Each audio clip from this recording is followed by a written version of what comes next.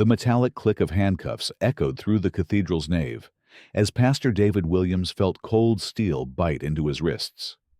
Behind him, the congregation's collective gasp rose like a prayer toward the vaulted ceiling, mixing with the anguished sobs of the Henderson family as they watched their beloved minister being dragged away from the pulpit, where he had been delivering their grandmother's eulogy just moments before.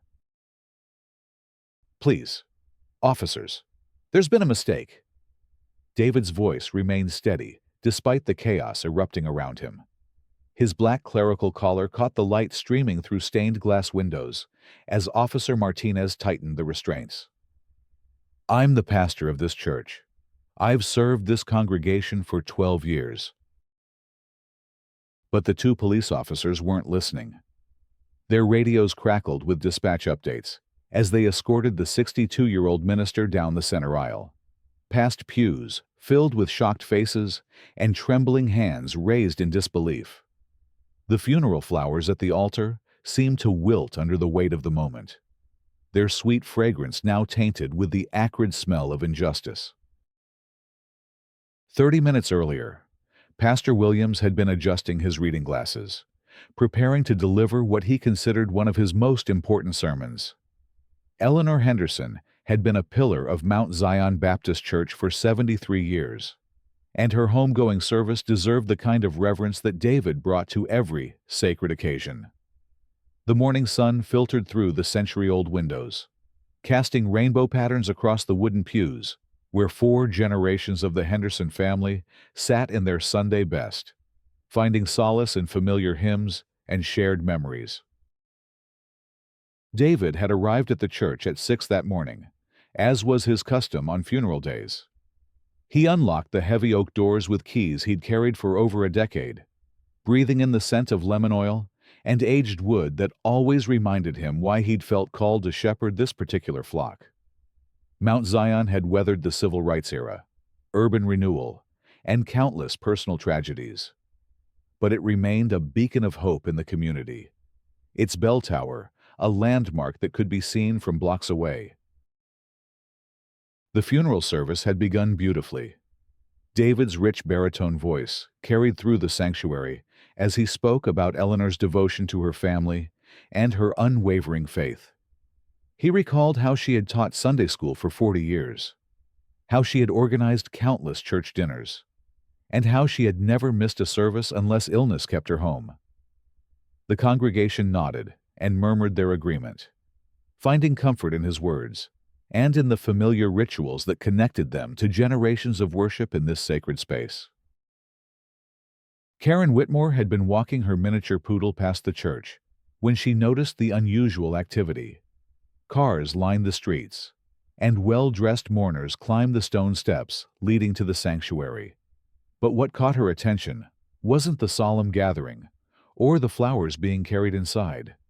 What made her pause and pull out her phone was the sight of a black man in clerical robes standing at the entrance, greeting people with warm embraces and gentle words of comfort. Karen had lived in the neighborhood for 3 years, ever since her divorce settlement allowed her to purchase the Victorian house 2 blocks from Mount Zion. She had never attended services at the historic church, but she was certain she knew who belonged there and who didn't. In her mind, the elegant stone building with its Gothic architecture and manicured grounds represented a certain type of congregation, and the man she was watching didn't fit her narrow perception of who should be leading worship in such a place. 911. What's your emergency? The dispatcher's voice was crisp and professional. Karen's own voice trembled with what she convinced herself was righteous concern. I need to report a suspicious person who has taken over Mount Zion Baptist Church on Elm Street. There's a black man in a minister's robe, and I don't think he belongs there. He's greeting people like he owns the place, and I'm worried he might be up to something. The regular congregation doesn't look like they recognize him. The dispatcher asked for more details, but Karen had already constructed her narrative. She described David as aggressive and intimidating. words that bore no resemblance to the gentle man who was actually offering tissues to crying children and holding elderly hands with tender care. She insisted that the funeral was some kind of cover for suspicious activity, though she couldn't articulate what that activity might be. When officers Martinez and Johnson arrived at Mount Zion 20 minutes later, they approached the situation with the assumption that Karen's report was accurate. They had responded to several of her calls over the past year: complaints about neighborhood children playing too loudly, delivery trucks staying too long, and various other perceived violations of her idea of suburban order. But this call seemed different, more serious, involving what she described as a potential security threat at a place of worship. The officers entered through the main doors, just as David was reading from Psalm 23. His voice carried the weight of experience and the comfort of deep faith as he spoke the familiar words, "The Lord is my shepherd. I shall not want." The congregation joined in, their voices creating a harmony that had echoed in this space for generations. But the uniformed presence at the back of the sanctuary disrupted the sacred moment, causing heads to turn and whispers to ripple through the pews. David paused in his reading, recognizing immediately that something was wrong. The officers were scanning the room with the kind of suspicious attention that suggested they were looking for trouble rather than observing a worship service. He made eye contact with Marcus Henderson, Eleanor's grandson, who served as a deacon and was helping coordinate the funeral arrangements. Marcus gave a slight nod, a signal they had developed over years of working together to handle various church crises with dignity and wisdom. "Excuse me, sir." Officer Martinez's voice cut through the hushed sanctuary as he approached the pulpit. "We need to speak with you outside." David set down his Bible and leaned toward the microphone. "Ladies and gentlemen, please excuse this brief interruption. We'll continue with our celebration of Sister Eleanor's life in just a moment." His calm demeanor was practiced, the result of years of handling unexpected situations with grace. He had dealt with medical emergencies during services, family disputes that spilled into church business, and even the occasional mental health crisis that required pastoral intervention. But as David descended from the pulpit, he realized this interruption was different. The officers positioned themselves on either side of him, their body language tense and suspicious. The congregation watched with growing alarm as their pastor was escorted toward the exit, like a criminal being removed from the scene of a crime. "Officers, I'm Pastor David Williams," he said quietly once they reached the vestibule. "This is my church. I've been serving this congregation for 12 years. Is there some kind of emergency I can help you with?" Officer Johnson consulted his notepad. "We received a report that you don't belong here, that you've taken over this church illegally. The caller said you were acting suspicious, and that the congregation seemed uncomfortable with your presence." David felt a familiar tightness in his chest, the same sensation he'd experienced countless times throughout his life when his presence was questioned, his authority challenged, his right to occupy certain spaces denied. But he had learned long ago to respond to such moments with patience and clarity rather than anger and frustration. "I can show you my identification, my ordination certificate, my keys to the building," he offered. "You can speak with any member of the congregation. They'll verify that I'm their pastor. We're in the middle of a funeral service for one of our most beloved members." But the officers seemed to have already made up their minds. Officer Martinez stepped closer, his hand moving toward his handcuffs. "Sir, we're going to need you to come with us until we can sort this out." The caller was very concerned about the situation here. Inside the sanctuary, the congregation was growing restless. Deacon Henderson had taken the microphone to lead the mourners in a hymn, trying to maintain some semblance of order while dealing with his own confusion and concern about what was happening to their pastor. But the singing faltered as people began to realize that David wasn't coming back, that something serious was occurring in the vestibule. Mrs. Dorothy Price, an 84-year-old member who had known David since his first Sunday at Mount Zion, pushed herself up from her walker and made her way toward the commotion. Her arthritic hands gripped the pew backs for support as she moved with determination born of righteous indignation. "What in heaven's name is going on here?" she demanded, her voice carrying the authority of someone who had witnessed decades of church history. "That's Pastor Williams you're bothering. He married my granddaughter, baptized my great-grandchildren, and buried my husband. If you're causing trouble for him, you're causing trouble for this entire congregation." Other members began to gather, their voices rising in defense of their pastor. Young mothers clutched their children closer, while elderly men stood straighter, their faces set with the kind of resolve that comes from years of fighting for dignity and respect. The funeral atmosphere shifted into something more charged, more dangerous, as the congregation realized they were witnessing an injustice that demanded a response. Officer Martinez raised his voice above the growing crowd. "Everyone needs to step back. This is police business. We're investigating a report of suspicious activity, and we need to take this individual in for questioning." Suspicious activity. Marcus Henderson's voice cracked with disbelief. Pastor Williams has been leading funeral services in this church for over a decade. The only suspicious activity here is police officers disrupting a sacred service based on some false report. But the officers weren't interested in hearing testimony from the congregation. In their minds, they were following protocol, responding to a citizen complaint about a potential security threat. The fact that dozens of people were vouching for David's identity and role seemed less important than the authority of the initial report and the need to maintain control of the situation. As the handcuffs clicked into place, David felt the weight of history pressing down on his shoulders. This wasn't just about him, or even about Mount Zion Baptist Church. This was about every Black person who had been viewed with suspicion in spaces where they belonged. Every professional who had been questioned about their credentials. Every leader who had been forced to prove their right to authority over and over again. The congregation's response was immediate and visceral. Gasps turned to cries of outrage, then to demands for justice.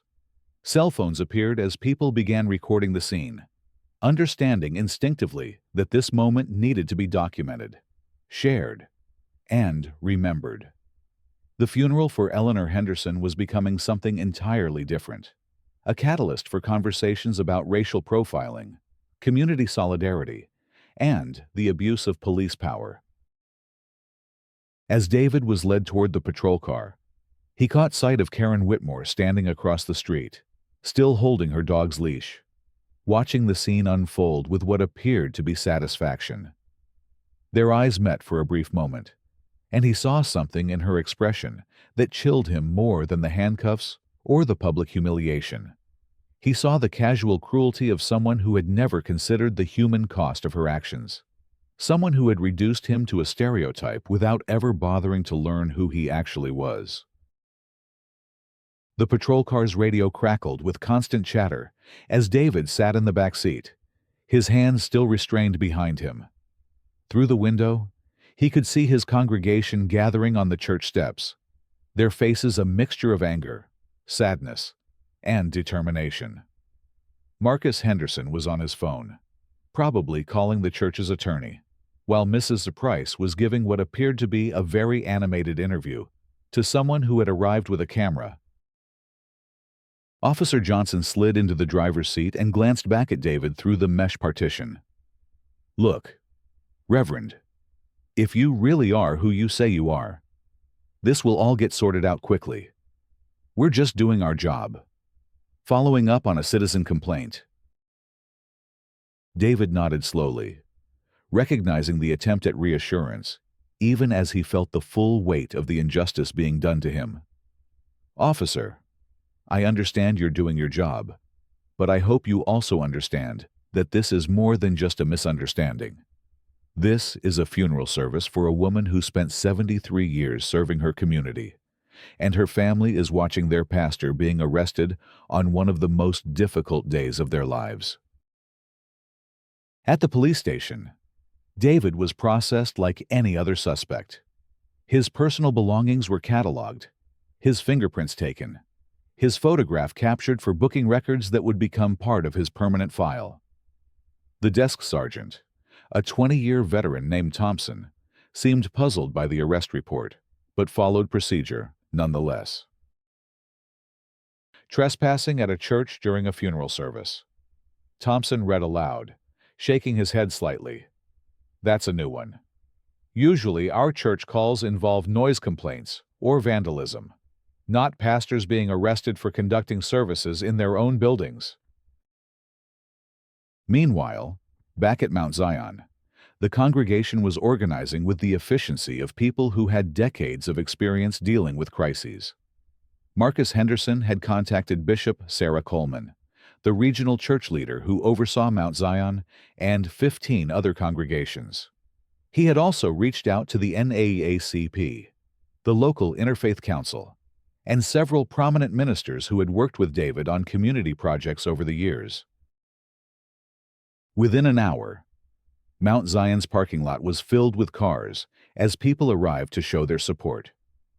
The funeral had been postponed, but Eleanor Henderson's family had decided to remain at the church rather than disperse. They understood that their grief had become connected to a larger injustice, and they wanted to be part of whatever response their community was organizing. Bishop Coleman arrived with a folder full of documents, David's ordination certificates, his seminary transcripts, letters of recommendation from previous congregations, and a detailed personnel file that documented his 12 years of service at Mount Zion. She also brought something more important, the kind of moral authority that comes from decades of church leadership and community activism. "This is absolutely unacceptable," she told the assembled crowd, her voice carrying across the church grounds through a portable microphone system that Marcus had quickly assembled. "Pastor Williams is not just a member of our denomination. He's one of our most respected leaders. He has served this community with distinction, and he deserves better than to be handcuffed and arrested in his own sanctuary." The story was already spreading beyond the immediate neighborhood. Social media posts were being shared, phone calls were being made, and news outlets were beginning to pick up the story. The image of a black pastor in clerical robes being led away in handcuffs from his own church struck a nerve that went far beyond Mount Zion Baptist Church, or even the local community. At the police station, Captain Rebecca Foster was beginning to realize that the routine arrest her officers had made was turning into a public relations nightmare. Her phone was ringing constantly with calls from reporters, community leaders, and concerned citizens who had heard about the incident. The initial complaint from Karen Whitmore was looking thinner by the minute, especially as more information came to light about David's actual role at the church. When Bishop Coleman arrived at the station with her folder of documentation, Captain Foster knew the situation had escalated beyond what could be handled quietly. The bishop was accompanied by 2 attorneys, a representative from the Interfaith Council, and a city councilwoman who served on the Police Oversight Committee. "Captain Foster, I'm here to verify the identity and credentials of Pastor David Williams," Bishop Coleman announced, her voice carrying the weight of institutional authority. "I have 12 years of personnel records, ordination certificates, and testimony from hundreds of congregation members who can vouch for his identity and his role at Mount Zion Baptist Church." Captain Foster reviewed the documents with growing embarrassment and concern.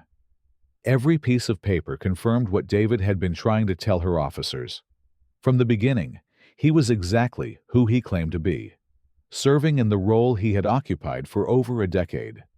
The arrest had been based entirely on the false assumptions of someone who had never set foot inside Mount Zion and had no knowledge of its leadership or congregation. But the damage was already done. The story was spreading across social media platforms, picking up momentum as it connected with larger conversations about racial profiling and police accountability. Hashtags were trending, and news crews were setting up outside both the church and the police station. What had started as one person's prejudiced phone call was becoming a national conversation about bias, authority, and the treatment of Black religious leaders. David was finally released after 4 hours in custody, but his ordeal was far from over. He emerged from the police station to find dozens of supporters waiting for him, along with news cameras and reporters who shouted questions as he walked toward Bishop Coleman's car. His hands were shaking slightly as he tried to process what had happened to him. The violation of being arrested in his own sanctuary during one of the most sacred acts of pastoral care. The first thing he wanted to do was return to Mount Zion to check on Eleanor Henderson's family and his congregation. The funeral had been delayed, but not canceled, and David felt a responsibility to complete what he had started before the police intervention. As Bishop Coleman drove him back to the church, they passed Karen Whitmore's house, where news vans were now parked and reporters were trying to get her to comment on the situation she had created. Karen had retreated inside her house, refusing to answer her door or respond to phone calls. She was beginning to understand that her actions had consequences she hadn't anticipated, that the suspicious person she had reported was actually a respected community leader whose arrest was generating outrage far beyond her quiet neighborhood. Back at Mount Zion, David was greeted with applause and tears as he walked through the same doors where he had been arrested just hours earlier. The congregation had grown during his absence, as word of the incident had drawn supporters from across the city. The sanctuary was packed with people who had come to show their solidarity, to bear witness to the injustice that had occurred, and to participate in whatever response the community was organizing. David took his place at the pulpit once again, but this time, his message was different. Instead of focusing solely on Eleanor Henderson's life and legacy, he spoke about the broader issues that her funeral had inadvertently highlighted. He talked about the presumption of guilt that Black people face in their daily lives, the way authority is questioned and credentials are doubted, and the importance of communities standing together against prejudice and injustice. Sister Eleanor lived through the civil rights era, he said, his voice stronger now, empowered by the support surrounding him. She saw churches bombed, leaders arrested, and communities torn apart by hatred and fear. But she also saw the power of faith to overcome those obstacles, the strength that comes from standing together in the face of injustice. The congregation responded with amens and nods of agreement, understanding that they were participating in something larger than a funeral service. They were affirming their values, their commitment to justice, and their refusal to let David's humiliation go unanswered. Eleanor Henderson's homegoing celebration was becoming a call to action, a moment that would be remembered long after the flowers wilted and the obituaries were filed away. Over the following days, the story continued to grow. National church organizations issued statements of support for David and condemnation of the arrest. Civil rights groups organized protests and called for investigations into police procedures and the handling of bias-based complaints. Karen Whitmore found herself at the center of a controversy she had never intended to create, facing criticism from neighbors, co-workers, and strangers who had heard about her role in the incident.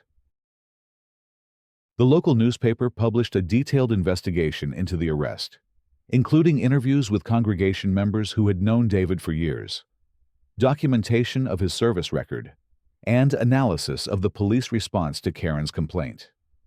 The article raised uncomfortable questions about implicit bias, the credibility given to certain types of callers, and the procedures used to verify information before making arrests. Captain Foster announced that the police department would be reviewing its protocols, for responding to suspicious person complaints, particularly those involving religious institutions and community leaders. The officers involved would receive additional training on bias recognition and de-escalation techniques. But many in the community felt these measures were insufficient given the severity of what had occurred. David, for his part, tried to focus on healing and reconciliation rather than revenge or punishment. In interviews with reporters, he spoke about forgiveness and the need for dialogue across racial and cultural divides. But he also made it clear that accountability was necessary, that actions have consequences, and that his congregation and the broader community deserved better from both their police department and their neighbors. The turning point came during a packed town hall meeting held at Mount Zion 2 weeks after the arrest. The church sanctuary was filled beyond capacity, with overflow crowds listening through speakers in the fellowship hall and on the church grounds. David had invited community leaders, police officials, and concerned citizens to participate in what he called a conversation about justice and healing. Captain Foster attended the meeting, along with several other police officials and representatives from the city government. But the most anticipated speaker was Karen Whitmore, who had finally agreed to make a public statement about her role in the incident. She walked to the podium with obvious reluctance, her face pale and her hands shaking as she faced a crowd that was both angry and expectant. "I want to apologize," she began, her voice barely audible through the microphone. "I made assumptions about Pastor Williams based on his race, and those assumptions were wrong. I called the police without knowing anything about him or his role at this church. I caused pain and humiliation to him, to his congregation, and to the Henderson family during their time of grief." The apology was a start, but the community demanded more than words. A coalition of civil rights organizations had filed a lawsuit against both Karen and the police department, seeking damages for the wrongful arrest and changes to police procedures. The case would take months to resolve, but it sent a clear message that actions based on racial bias would have legal and financial consequences. Karen faced additional consequences as well. Her employer, a local real estate company, terminated her employment after determining that her actions reflected poorly on the company's values and reputation. Several of her neighbors organized a petition asking her to move out of the area, though David publicly opposed this effort, arguing that exile wasn't the same as accountability and that redemption required engagement rather than banishment. The police department implemented several reforms in response to the incident and the community pressure that followed. They established new protocols for verifying suspicious person complaints, particularly those involving religious institutions and community leaders. Officers would now be required to attempt identity verification before making arrests in such cases, and supervisors would be notified whenever complaints seemed to be based on racial or ethnic profiling. More importantly, the department committed to ongoing bias training and community engagement programs designed to build better relationships between police and the diverse communities they served. David agreed to participate in these programs, seeing them as an opportunity to prevent similar incidents from occurring in the future. The national attention generated by the incident had positive effects as well. Mount Zion received donations from supporters across the country, allowing the church to expand its community outreach programs and renovate its historic sanctuary. David was invited to speak at churches and conferences throughout the region, sharing his experience and advocating for criminal justice reform and racial reconciliation. Eleanor Henderson's family, while saddened that their grandmother's funeral had been overshadowed by controversy, found meaning in the way her homegoing had sparked conversations about justice and community solidarity. They established a scholarship fund in her name to support young people pursuing careers in ministry and community service. ensuring that her legacy would continue to inspire future generations. 6 months after the arrest, David stood in the same pulpit where he had been interrupted and handcuffed, delivering another funeral sermon for another beloved congregation member. But this time, the atmosphere was different. The church was filled with the same sense of reverence and community that had always characterized Mount Zion. But there was also an undercurrent of strength and resilience that came from having weathered a crisis together. The congregation was more diverse now, as the incident had attracted new members who were drawn to a church that had stood up for justice and refused to be intimidated by prejudice. Young families sat beside elderly members who had witnessed decades of social change, and visitors from other denominations came regularly to hear David preach and to experience the sense of community that Mount Zion had become known for. Karen Whitmore had moved away from the neighborhood 6 months after the incident. Unable to cope with the ongoing attention and criticism her actions had generated. Before leaving, she had made several attempts to meet with David privately, seeking some kind of personal absolution for the pain she had caused. David had agreed to these meetings, not because he felt obligated to forgive her, but because he believed in the possibility of redemption and growth, even in the most difficult circumstances. During their final conversation, held in David's church office surrounded by theological books and family photographs, Karen had wept as she tried to understand how her assumptions had led to such devastating consequences.